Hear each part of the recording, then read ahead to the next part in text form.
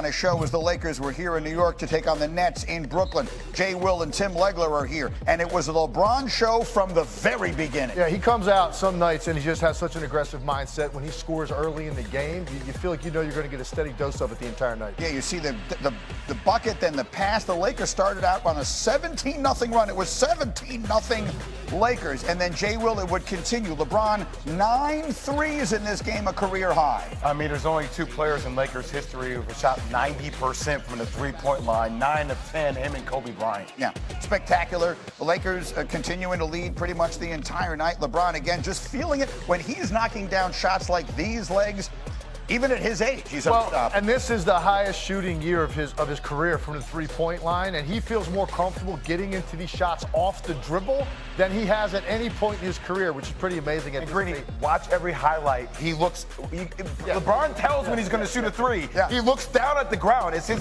two-tailed thing when he shoots. Well, he scored 40 points last night on the 9 threes. His second 40-point game since turning 39 years old. He joins Michael Jordan as the only players in history with multiple 40-point games at age 39 or older. And then afterwards, he was asked how much longer he sees himself going. Not very long. Not very long. I'm on the other side, obviously, of the hill, so I'm not going to play another 21 years, that's for damn sure, but not very long. I don't know when that door was closed as far as when I retire, but I don't have much time left. I don't know that I understand the context of the question. Again, I wasn't in the room. Yeah. I mean, LeBron, you're 39. Your team is sort of making a playoff run here. You're looking pretty good. You just scored 40 points. How soon are you retiring? Yeah, there has to have agree. been a reason why the question was asked. Yeah. So, I mean, we're not making a big deal of the fact that he said that last night. No, of course right? not. He actually, you could tell he was irritated by getting asked that in that moment. Right. I'm trying to get this team ready for some sort of a playoff run. You know, if we can survive the play-in and get on to a series, that's where I'm at. And I just had a great game. Why are you asking me about that? So, no, I agree. He was irritated. Yeah. So let's put that one aside for a moment and just talk about LeBron James at 39, continuing to do things that no one his age has ever done. And one of those could be leading this team that's starting to look. I know that we try and make a big deal out of every win and every little moment, but as we go into this month where the playoffs will begin, the Lakers do look like a team that if everything went their way could catch a little fire. I mean, when it got to the Western Conference Finals last year. I mean, look, here's the thing. If you have LeBron James playing at a high level, you have Anthony Davis, who is facing anybody other than the Joker, frankly, in my opinion. I think that's a really good combination with their size, their frame, their way to defend. Now, they don't put themselves in the best polling position legs here, obviously, because of how they not having somebody to carry the load throughout the regular season. But they could cause trouble in the playoffs because they have the size, and they have the talent, and they have the physicality. Look, I said, I don't know how long ago it was, the Lakers weren't going to do something like they did last year. They couldn't replicate that run because of the landmines that are in the Western Conference. It's just different. But at the time I said that, Phoenix didn't look like this. The Clippers didn't look like this, 500 for a 6-week stretch. Karl Anthony Towns wasn't hurt. Like, there's a lot of things that have happened in the meantime that now you look at the Lakers and say, if they get a particular matchup in the first round, and by that I mean really avoid Denver. That's really what it comes to. If you can avoid Denver in a 7-game series to start off, assuming they escape the play-in, I think a lot of people would pick the Lakers to beat either Oklahoma City or Minnesota if they get one of those two teams in a 7-game series. And so it may become a very interesting little run here for LeBron and company. They had a good one last night in Brooklyn. Let me run the floor through some of the other better moments from the NBA yesterday, because there's a bunch of them out there. Legs, let's start with your guy and your team, the Nuggets and the Joker. He had 26 points, 18 rebounds, 16 assists. Just let that sink in a moment. Man. They blow out the Cavs. Who's the biggest threat to them in the West? I think it's the Dallas Mavericks. And you know, I've been on this pretty hard since the trading deadline, and they're doing nothing to make me think otherwise. Particularly when you look at the one thing Dallas was not doing consistently was defending. Well, look at what they have done defensively during this stretch. They've won 11 out of 12 games, and they faced a team last night that had won 11 straight in their building. And Luka Doncic came out with such a dialed-in focus at the start of this game. He completely took the game over in the first quarter, and it stayed that way the rest of the night. So the combination of the greatness of Luka with Kyrie as a supplemental scoring star, the athletes that they have now, and then now they're actually defending at that level on a given night. I think Dallas is the biggest threat. Again, Avoid the Nuggets at all costs early if you can. Agreed. Right. But I think, why wouldn't you think Dallas is poised to be that team that could be the last one standing against the Nuggets? I would actually say, first off, Nikola Jokic is my MVP. Right. I know SGA, other players are in that category, but he is the bona fide MVP in my opinion. And I would agree with you, Legs, on the Mavericks. It feels like Luka and Kyrie are having fun when they play together. It's not, oh, Legs, you go. Now it's my turn to go. Now you go. It feels like there's fluidity and continuity in how they're playing offensively. It's a very dynamic backcourt. Yeah, you said that you think this is the best team that Luka has had since he's been in Dallas, and that includes the team that made the conference final. No question about it. And that team had Jalen Brunson. I get it. They had Spencer Dinwiddie. Those two guys were huge for them. This is the best team because he's got Kyrie, a bona fide superstar scorer next to him. It's the supplemental pieces and the way that they fit together. By the way, we just watched that highlight about 5 times while we were talking. Can we please show that shot one more time? That's the most absurd shot I have seen, certainly this year. One of the most absurd shots in my career. Here it comes. Step through, scoop shot from 22 feet, and then just this reaction, man. What are you going to do? You know how irritating that is to your opponent when not only you do this, and then you just laugh all the way down the court like, oh, this is so fun out here, isn't it, guys? Maybe not for Jabari Smith.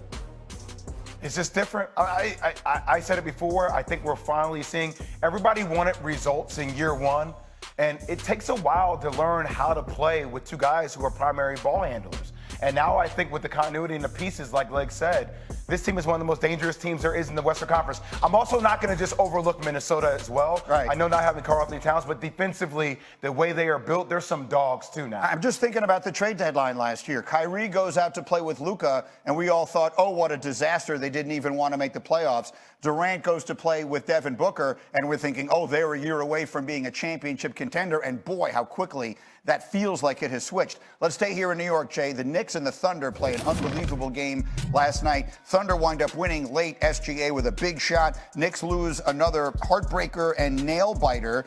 And then there's that bad mojo, or not mojo, but just sort of bad comments about the possibility of getting back some of their injured stars. How concerned, if you're a fan of the Knicks, who have had such a good season, how concerned should you be? I am concerned for the Knicks. First off, I think other bona fide superstars in the league get that call that Jalen Brunson didn't get, the hip check call on Luke Dort. I think he should have gotten that call.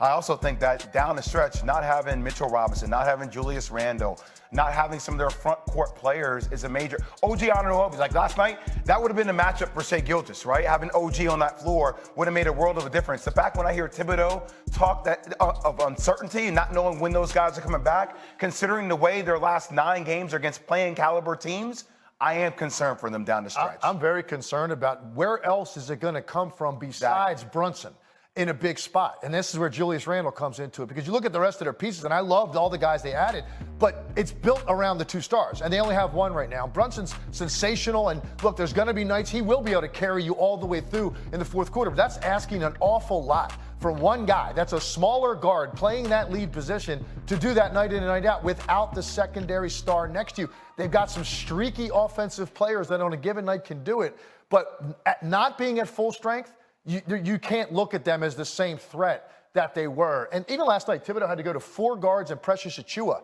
for a stretch of that game because you don't have Mitchell Robinson, don't have Julius Randle, you have no size available besides Hartenstein. Yeah, the other night, Brunson had 61 points and they lost a game. So I mean, it's a lot on his shoulders. We'll see what they can do. And then one more from last night, Legs.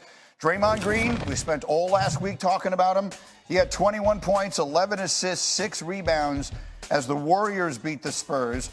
So what do we say about them? What was the score, Greeny? You know what the score was? I mean, you tell me. What do you mean? What the score was? Sure. Yeah, I mean they were up. What's the point that you're making with that? I just want They to won make the sure game. that with all due respect to the Spurs, it's a good number. I want to see that consistently. Okay, fair enough. We need to see those point spreads consistently against a team that's not at the bottom tier of the Western Conference. So I mean, okay, I'm trying to figure out the point that you're making for me. You're just sort of dismissing that, like. We spent all last week saying, oh, my God, they're done. He's dead. They should get rid of him, nothing else. Boom, he comes back. He plays a really good game. Like, what do we say about Draymond Green this morning? I'm saying it's against the Spurs. Okay. I'm saying, look, those are numbers that you should be doing against the Spurs. I'm just telling you my raw opinion on it. I don't know how you feel about it. I know Steph had a really big game. They beat the Spurs barely. It's the Spurs. Listen, Draymond Green, no one is saying that Draymond Green is not capable of having games like this. Right.